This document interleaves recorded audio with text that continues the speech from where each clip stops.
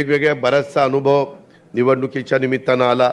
मला बऱ्याचदा वाटायचं की देश पातळीवरची निवडणूक आहे का कुठली निवडणूक आहे, कुठलाही मुद्दा चालायचा रोज सकाळी 9:30-10ला तर भोंगा वाजतोच, तो तर काही हटतच नाही। मग ते काहीतरी भोंगा वाजला की त्याला कोणीतरी उत्तर द्यायचं आणि मीडिया पण त्याच बातम्या चालवतो। अशा पद्धतीनं म्हणजे देशाचं भवितव्य ठरवणारी निवडणूक 140 कोटी जनतेचा कारभार 5 वर्षाच्या करता कोणाच्या हातामध्ये स्थिर राहू शकतो ही निवडणूक। आणि असं असताना मात्र कुठंतरी जातीपातीचा विचार केला जात होता। आता वास्तविक मायनॉरिटीच्या बद्दल एवढे चांगले निर्णय, मी पण अनेक वर्ष सरकारमध्ये आहे, मी पण काँग्रेसच्या बरोबर म्हणजे भुजबळ साहेब असतील आम्ही सगळ्यांनीच अनेकांनी काँग्रेसच्या बरोबर पण सरकार आम्ही चालवले, त्याच्यामध्ये उद्धव ठाकरे साहेबांच्या बरोबर पण सरकार चालवलं, त्याच्यामध्ये आत्ता आम्ही एकनाथराव शिंदे देवेंद्रजींच्या बरोबर पण सरकार त्या ठिकाणी चालवतं।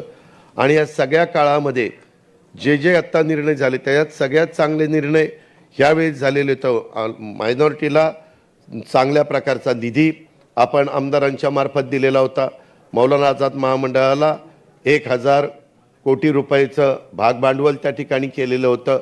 त्याच्या संदर्भामध्ये आपण दफनभूमी, स्मशानभूमी, वक्फ बोर्ड ह्याच्या सगळ्याचे जे काही प्रश्न अडीअडचणी असतात, उर्दू शाळा ह्या सगळ्याच्या बद्दल त्याच्यामध्ये जातीनं लक्ष घातलेलं होतं, जे कधीच पाठीमागे इतक्या मोठ्या प्रमाणावर घातलं गेलेलं नव्हतं आणि वातावरण त्या ठिकाणी चांगलं होतं।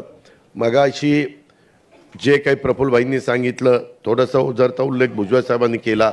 मी पुन्हा राष्ट्रवादी काँग्रेस पक्षाच्या देशातनं आलेल्या मान्यवरांना पण आणि राज्याच्या कानाकोपऱ्यातनं आलेल्या माझ्या सहकाऱ्यांना पण सांगू इच्छितो, काही झालं तरी शाहू फुले आंबेडकरांची विचारधारा राष्ट्रवादी काँग्रेस पक्षाने सोडलेली नाही, पुढेही कधी राष्ट्रवादी काँग्रेस पक्ष सोडणार नाही। आपण एकत्र काम करत असताना डॉक्टर बाबासाहेब आंबेडकरांचा पुतळा आहे मंत्रालयाच्या पलीकडं, तिथून आपण देश बचाव संविधान बचाव असा एक मोर्चा काढला होता आणि मी त्यावेळेस फारुख अब्दुल्ला वगैरे सगळ्यांना आपण बोलवलं होतं आणि सगळ्यांनी चालत जाऊन शिवाजी महाराजांच्या गेटवे ऑफ इंडियाच्या पुतळ्यापाशी आपण गेलो आणि तिथं त्याचा समारोप तिथं केला। मी नंतर काहींना विचारलं, देश बचाव संविधान बचाव हे कसं काय आलं? म्हणले नाही, त्याच्यामध्ये कधी कधी नरेटिव्ह सेट करावा लागतो, नरेटिव्ह सेट करावा लागतो। कुणी काही म्हणलेलं नव्हतं संविधान बदलायचं काय, आणि तसंच हे आत्ता झालं। आम्ही सगळेजण बिंबीच्या देठापासून सांगत होतो, अरे संविधान बदललं जाणार नाही, संविधान दिन साजरा करण्यात आलेला आहे, बाबासाहेब आंबेडकरांना पाडण्याचं काम काँग्रेसवाल्यांनी केलं, काँग्रेसवाल्यांनी त्यांचा निवडणुकीमध्ये पराभव केला वगैरे वगैरे वगैरे, परंतु लोक त्या ठिकाणी ऐकण्याच्या मनस्थितीमध्ये नव्हते आणि सांगण्याचा रामदास आठवले पण प्रयत्न करत होते, आम्ही पण सगळे प्रयत्न करत होतो, ज्याचा उल्लेख माझ्या आधीच्या वक्त्यांनी केला, त्यांनी सांगितलेलं पण खरं आहे। आम्ही पण कांद्याच्या बद्दल विशेषतः माझ्या नाशिक नंतर पुणे नंतर अहमदनगर अशा काही जिल्ह्याशी संबंधित हा कांद्याचा विषय, तेव्हा पण मी मोदी साहेबांना सांगितलं की हे एक्सपोर्ट चालू करा। निवडणुका जाहीर झाल्या एक्सपोर्ट चालू झाला असता तरी देखील यांनी तर, मी त्या दिवशी नाशिकच्या सभेमध्ये मी सुनील तटकरे यांना प्रफुल्लभाईंना सांगितलं की भुजबळ साहेबांना तिथं पक्षाच्या वतीने बोलायला संधी द्या, त्यांनी पत्र पण त्यांना दिलं। पण त्या एकेका गोष्टीचा उल्लेख काय होतं, 5 वर्ष किती काही काम केलं तर कधी फार लक्षात ठेवता असं नाही। आपल्या इथली शॉर्ट मेमरी जगात कुठं बघायला मिळणार नाही, अशी शॉर्ट मेमरी आपली भारतीयांची आहे, ही फॅक्ट आहे। त्याच्यावर त्या 3-4 महिन्यात काय चालते, 5-6 महिन्यात त्याच्यावरच इलेक्शनचा सगळा बाकीचं हे चालतं, म्हणजे काय होणार काय नाही होणार असं, आणि त्याबद्दल आपण सगळ्यांनी काळजी केली पाहिजे, घेतली पाहिजे। कधी कधी आम्हाला सांगितलं जायचं जरा शिवसेनेवर टोकाची भूमिका घ्या, शिवसेनेला ठोका, शिवसेनेवर त्या म्हणजे आपण एकत्र महाविकास आघाडीत असताना मी त्यांना विचारायचो काय, ते म्हणले शिवसेनेला ठोकल्यावर अल्पसंख्याकांना फार समाधान मिळतं, आनंद वाटतो, म्हणजे शिवसेनेला हे विरोध करतात आणि यावेळेस तर अल्पसंख्याक तर शिवसेनेबरोबरच जायला निघाला होता। म्हणजे काय कुठं कसं गणित बदलतं काय ते ब्रह्मदेव आला तरी सांगू शकणार नाही यावेळेस काय होणार आणि काय नाही।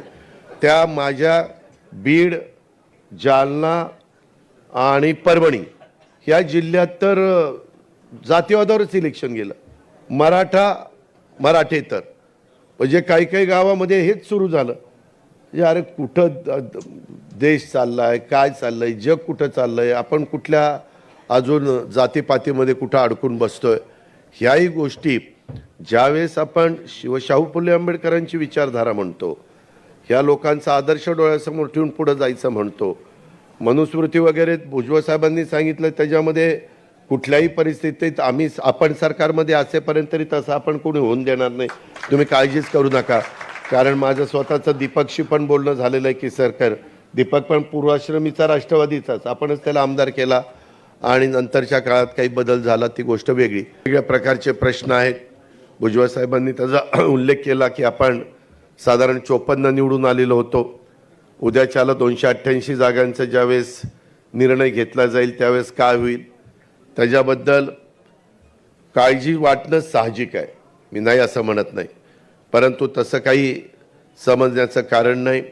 त्याच्यामध्ये व्यवस्थितपणे पक्षाच्या कार्यकर्त्यांचा, पक्षामध्ये काम करणाऱ्या सगळ्या माझ्या जीवाभावाच्या सहकाऱ्यांचा मान सन्मान ठेवला जाईल. त्या जिल्ह्यामध्ये साधारण काही ना काही राष्ट्रवादी काँग्रेस पक्षाला जागा मिळेलच अशा प्रकारची आखणी करूनच आणि थोडंसं सुरुवातीपासूनच ह्याच्यामध्ये लक्ष घालून, कारण नंतर काही वेळेस इतका शेवट, आता नाशिकच्याच जागेच्या संदर्भात तुम्हाला आठवत असेल, तिथं खाली बहुतेक आमदार आपल्या विचाराचे होते, म्हणजे भाजपाने आपल्या विचाराचे, आणि तिथली जागा तिथं देत असताना थोडा विलंब लागला आणि त्याच्याबद्दल अनेकदा माणिकरावांनी असेल, सरोजने असेल, बाकीच्या आमच्या हिरामणने असेल किंवा इतर माझ्या सहकाऱ्यांनी पण तिथल्या बोलून दाखवलं की ह्याच्याबद्दल असं करून चालणार नाही.